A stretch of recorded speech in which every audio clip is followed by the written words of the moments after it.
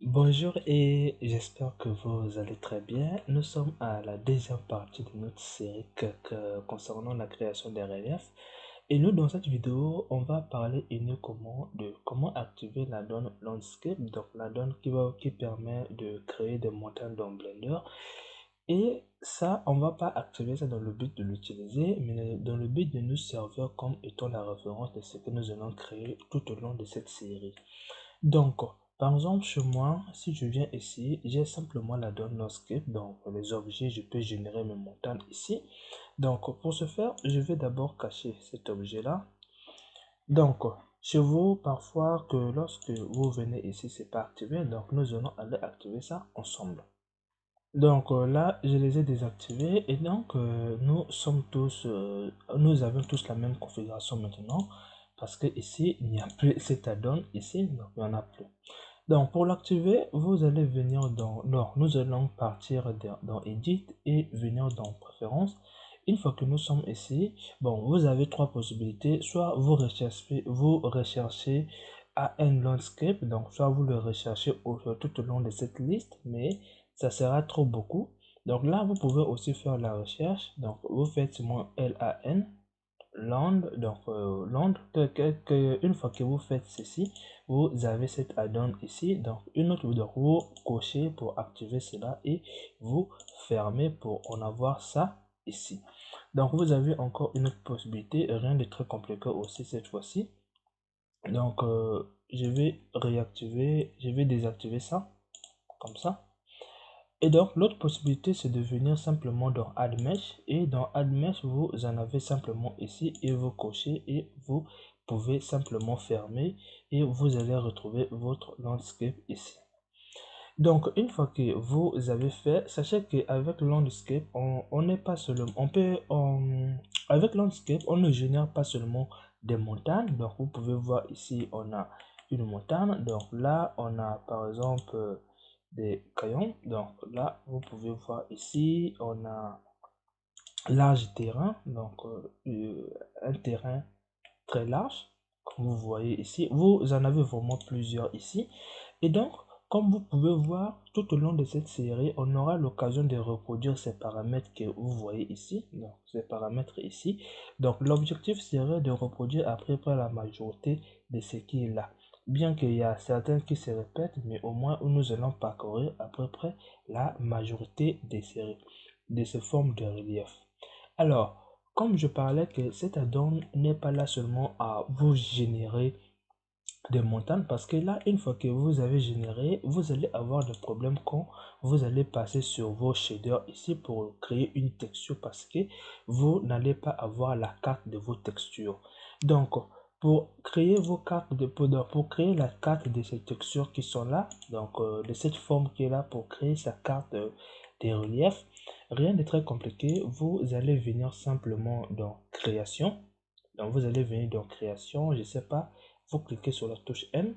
Donc on va venir dans création et dans création, je vais fermer ici.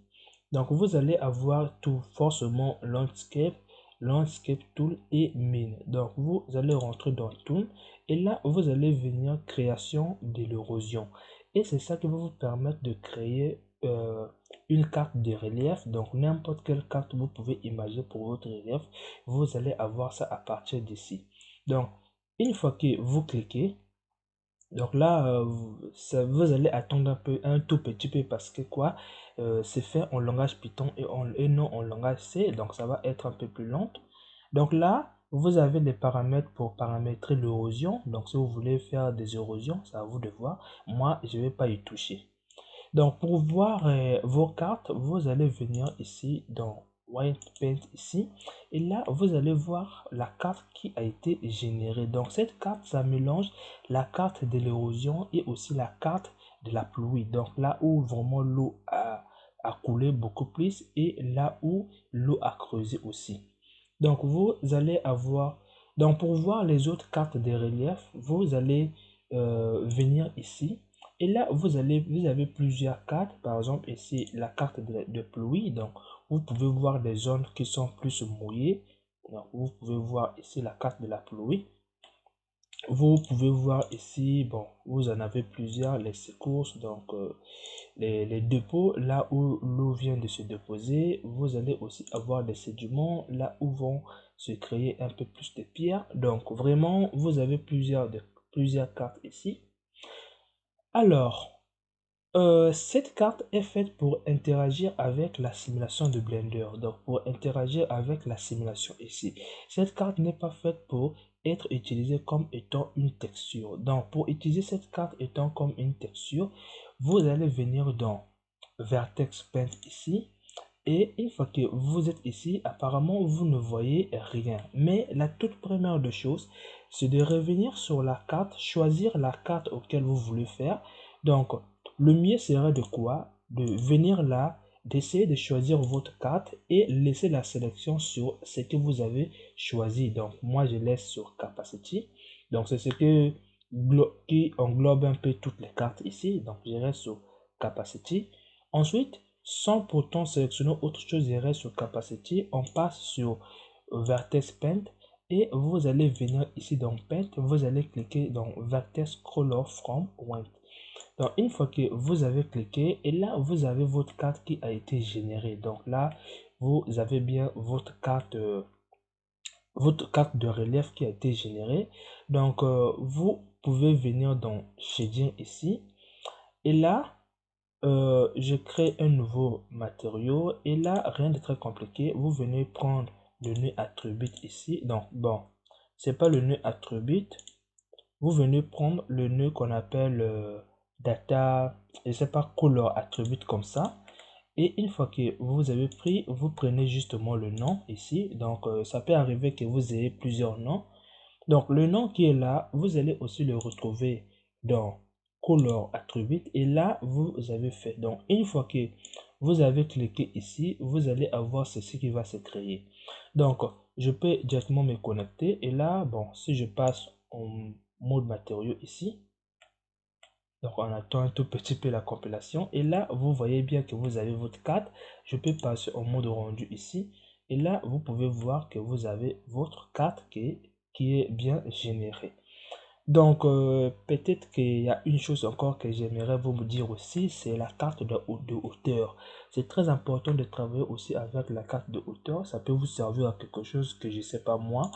Donc, pour avoir la carte de hauteur, pas besoin de venir ici pour créer votre carte de hauteur. Ce que vous allez faire, c'est de venir simplement dans Attribute et vous prenez simplement position. Une fois que vous avez pris position ici, vous allez venir ici faire sépare XY.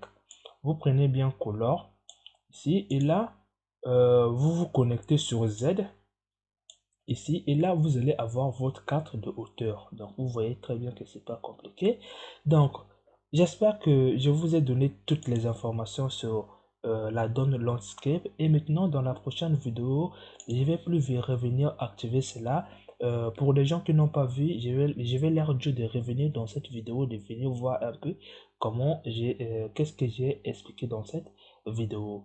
Donc on se retrouve à la suite de cette vidéo auquel je vais maintenant montrer comment mettre les nœuds géométriques dans l'asset. Donc ça sera aussi important d'enregistrer ce que nous faisons au fur et à mesure de cette série de vidéos.